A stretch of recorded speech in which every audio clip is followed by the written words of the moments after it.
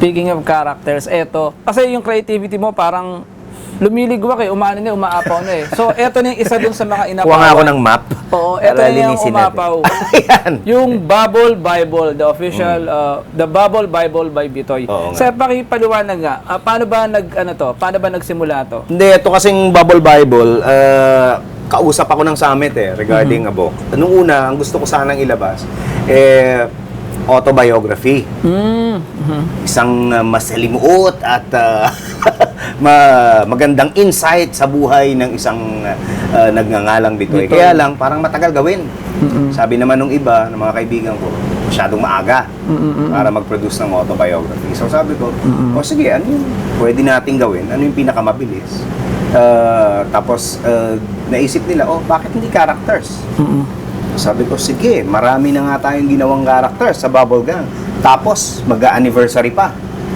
So, parang we tried to hit 2 birds with 1 stone. And ang nangyari, 12 birds yung na-hit. With 1 book. Actually, kulang pa yan. Wala pa Oo, marami pang iba. Marami pa. Kaya lang nag-survey kami, karoon kami ng personal survey sa summit mismo, at saka sa grupo ng Bubble Gang, kung sino yung mga naaalala nila, kung sino yung mga tumatak ng mga characters, tsaka kung sino yung maraming material na pwedeng gawin. Ito yung lumabas. Sino pong pinaka-favorite niya dyan? Ako lagi, si Junie Lee. Hindi niya alam kung saan pupunta. Si Junie Lee kasi parang ito yung alter ego ko. Nung ginagawa ko yung show na Celebrity Turns, na kasama ko sila ni Lisa Lucha, directed by Ronnie Henares, isang talk show na ang talk show host hindi prepared. Hindi kagaya nyo, nag-research kayo. No? Eto, itsura pa lang, alam mo nang hindi nag-prepare. Hindi nagsuklay, hindi nag-toothbrush. Hindi nakapag-prepare ng isusuot. Pati yung mga itatanong niya, lumalabas na parang hindi niya pinaghandaan. At hindi niya kilala yung artistang interview. Or yung celebrity na interview. Yun yung other side ko, na ako kasi ever since, parang awkward na ako pag kami artistang hindi ko kilala. May celebrity o may personality na hindi ko kilala. Ang tendency ay either magpanggap ako na sobrang confident ako na hoy, chika tayo, or maging awkward o kaya lumayo na lang. Most of the time, sisimulan ko ng yung first part, yung first phase na, oy, kumusta? Ganyan. Pero shortly after, exit na ako. Kasi hindi ko ma-maintain yung ganung level of energy at enthusiasm dahil hindi ko naman siya kilala, hindi man ako interesado sa kanya. So, ayan. Si Junie Lee, ganun ang personal. Sa forward mo, si Joey De Leon. Nagsulat. Maraming nagsasabi kasi na parang si Joey, jack of all trades. Pero ikaw, parang ganun din. Okay lang ba sa'yo na pinagko-compare kayong dalawa? Okay lang, idol ko.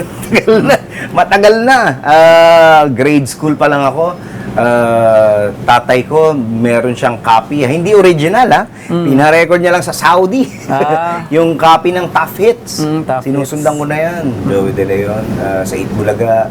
Sunod ako yung mga pelikula nila, pinapanood ko. Tapos yung mga TV shows niya na ginagawa, nasundan ko rin. May mga naaalala pa nga akong characters na hindi niya na naaalala. Pagka tinatanong, minsan pagka hindi niya maalala, ako tatanungin sa Itbulaga kung ano yung pelikula ni Mang Temi. sa School Bukol. Alam niyo ba? Si Mang Temi, hindi ko na maalala. Buong pangalan niya, Artemis. Artemis,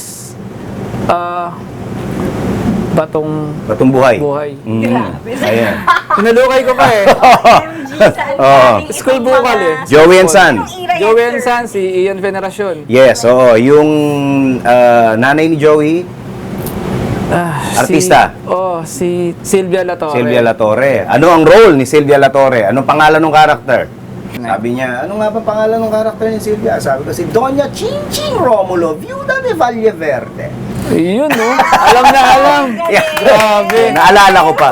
At recently, ayun, ginamit ko yung kanta ni Sylvia Latorre dun sa pinost ko sa Instagram na sayaw ni Drake, yung Galaw-Gaw.